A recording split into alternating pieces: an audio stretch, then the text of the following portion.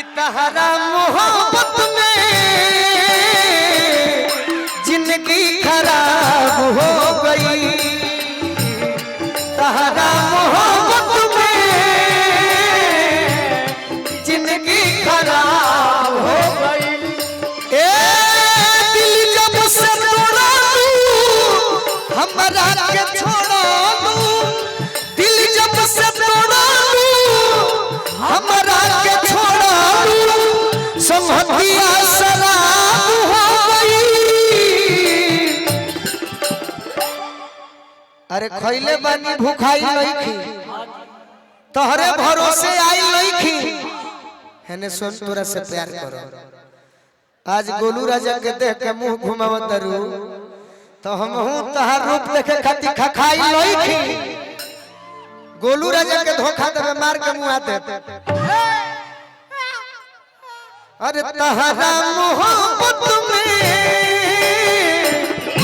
जिंदगी खराब,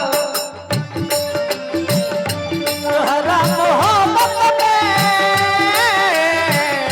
जिंदगी खराब हो गई। ये तहरा मोहब्बत में जिंदगी खराब हो गई। तहरा मोहब्बत में जिंदगी खराब हो गई।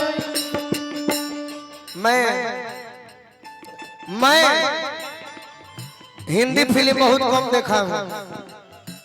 एगो हमारा गाँव में सुल्तान जी रहल, हमो घरी के लड़का हैं। आज यूट्यूब के जमाना आ गई, हम सीडी वाला जमाना देखले बनी।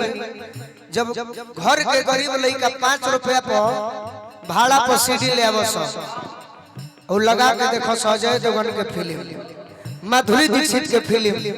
तो माधुरी दीक्षित एगो गाना गौले रहली पियानो पर, सलमान खान संजय दत्त हीरो रहल फिल्म के नाम साजन। कौन गीत? बहुत प्यार करते हैं तुमको सनम, बहुत प्यार करते हैं तुमको सनम, कसम चाहे ले लो, कसम चाहे ले लो, खुदा की कसम, बहुत प्यार करते हैं तुमको।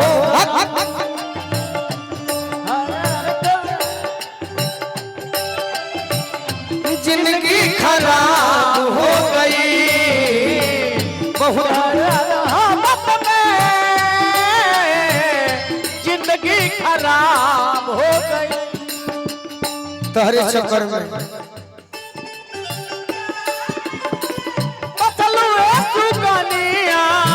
अरे हम के उजाने बसलुए सुबनिया, तो कवनाइया संग फसलुए सुबनिया, कवनाइया संग फसलुए।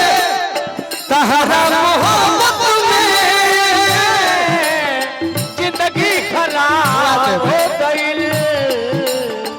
तहरा मोहब्बत में जिंदगी खराब हो गई। आदमी खराब ना होला रीति, सही बात। कभी कभी हमरा गलती भी करे के पड़ेला।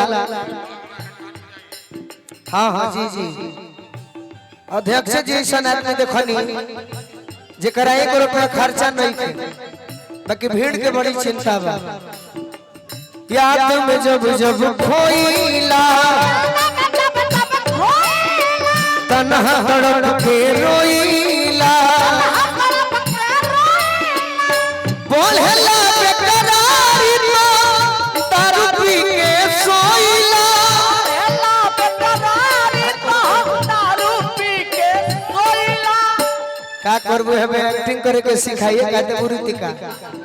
अच्छा बात तार पर यार, बस हम ला जाता नहीं। अब तो बंदी अखियां में लौके सुरतिया,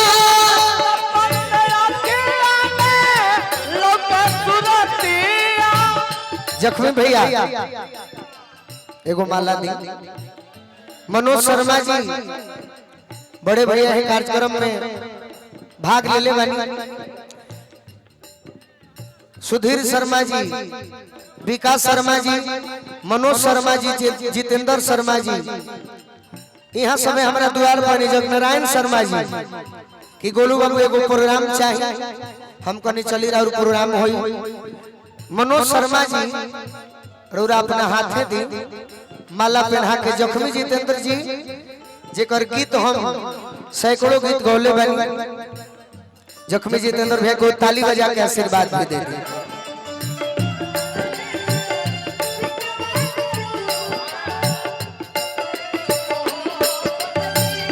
तो ही न होगी बोला ना तू हमारा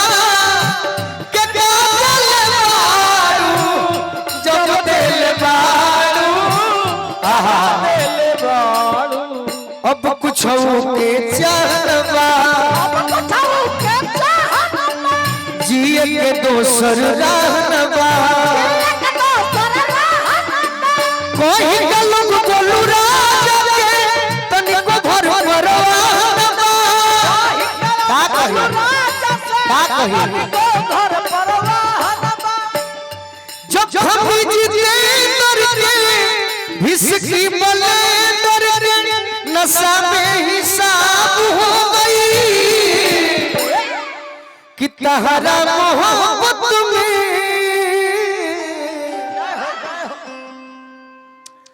ये जिंदगी खराब हो